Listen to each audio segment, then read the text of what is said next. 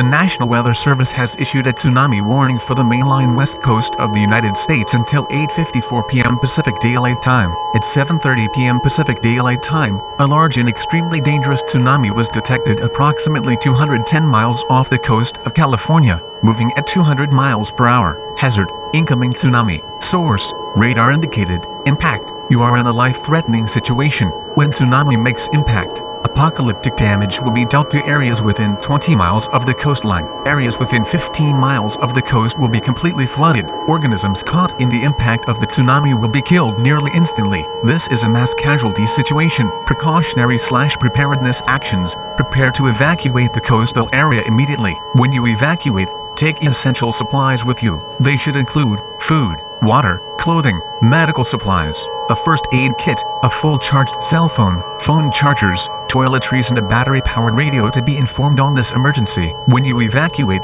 tie a white or brightly colored towel or piece of clothing to signal to the authorities that you are evacuating the area safely. If you cannot evacuate safely, use the towel for aided evacuation purposes.